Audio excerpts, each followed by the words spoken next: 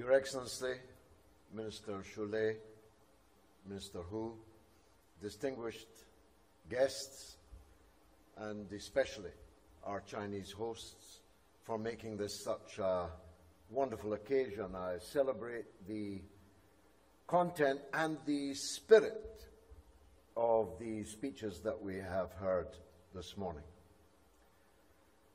President Xi Jinping said, "No system of governance is universal. No civilization is superior to another, and no one country can dictate to the world.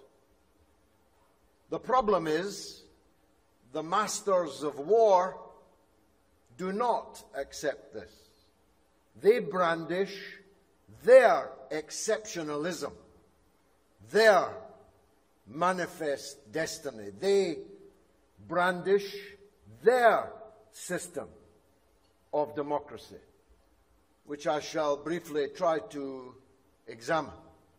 They sail their warships around the world, threatening other people. They deploy their weapons and their military bases and their rhetoric of war and threats against others.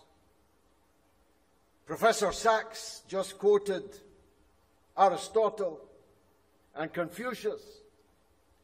Let me refer to the blessed St. Augustine in his wonderful book, City of God, in which he describes an encounter on the high seas between Alexander the Great and a pirate ship.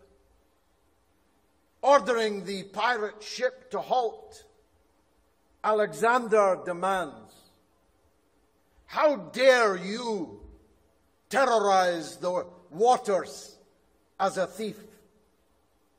And the pirate captain, who must have been very bold, answers Alexander, "How dare you terrorize the whole world, calling yourself an emperor and calling other men as you please?"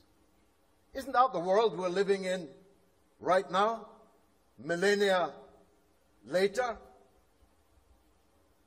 You know, we have a surfeit of the form of democracy in Western countries, but a form which is increasingly devoid of the content of democracy. I speak as a six-term member of the British Parliament, which likes to call itself the mother of parliaments.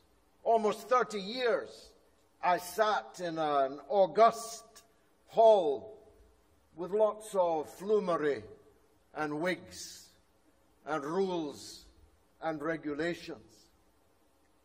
But what is the achievement of that democracy? We have a saying, I'm sure you have it too, the proof of the pudding is in the eating. What are we eating in our Western democracy? Well, less and less is the first answer. We are going backwards, while China is going forwards. China is raising people out of poverty. Our system is putting people into poverty. France is in flames. Britain is shivering with cold, with an increase in energy bills in households of four times the cost of heating this year as compared to last. In the United States, 80 million people have no health insurance. They talk about human rights. Where is the human right to a job in Western countries? Where is the human right to a house?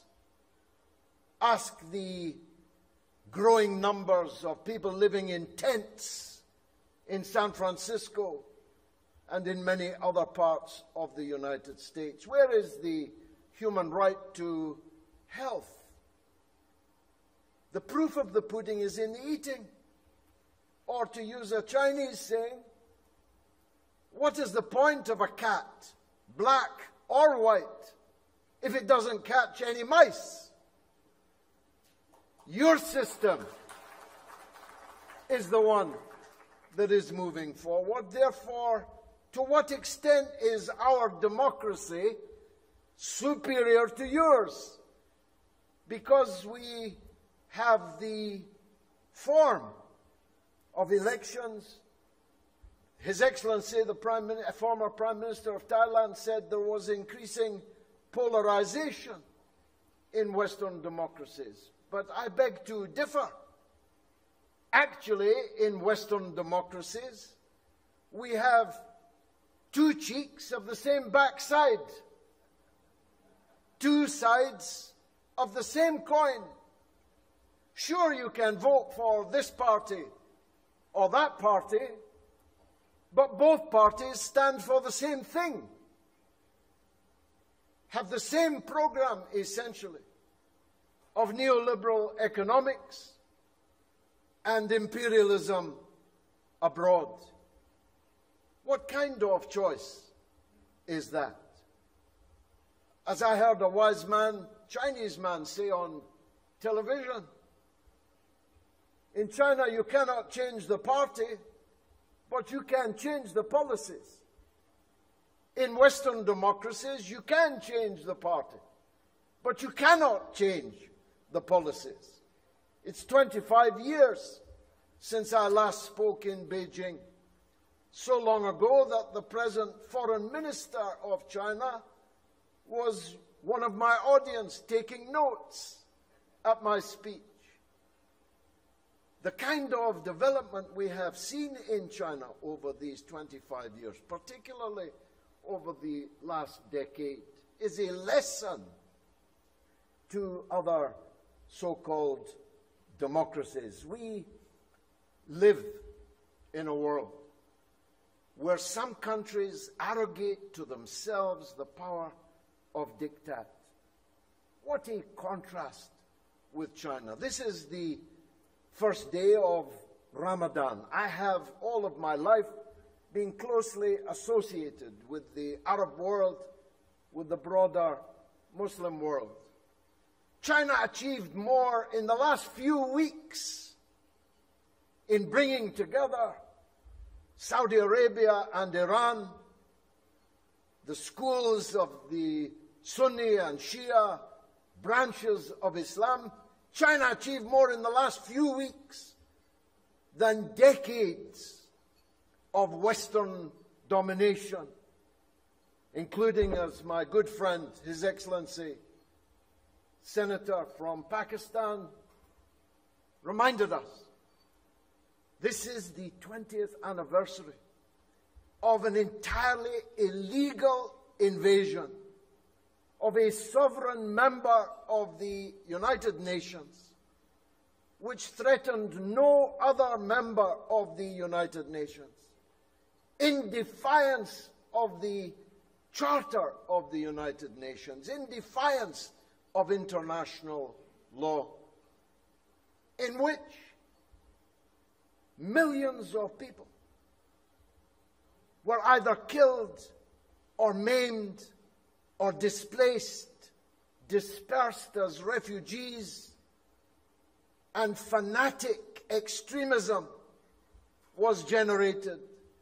Al-Qaeda, ISIS, and the alphabet soup of fanatic extremism cascaded all over the world. These are the achievements of the people who tell us they are exceptional. These are the achievements of the people who tell us it's their way or the highway. Well, I think I speak for a growing number of people who do not yet know, and we must work to tell them what whole process democracy whole process people's democracy means. They don't yet know that. But they do know their own democracy isn't working, because it isn't producing anything for them, and it is sowing not just disharmony, but hatred, violence, bloodshed, and war around the world. Our friend in the best of all these good speeches that have been made today from Zambia made this point so powerfully. Those who have been identified with the gravest injustices lecture the rest of us on justice. They tell us about a rules-based order which they invented, which means their rules, which they order us to obey. That period is coming so quickly to an end. Yes, changes are underway that haven't been seen for 100 years. Yes, there are decades when nothing happens, but there are weeks when decades happen. We have just witnessed one of those weeks, and may we experience much more of it. Thank you, sir, for the invitation to speak here today.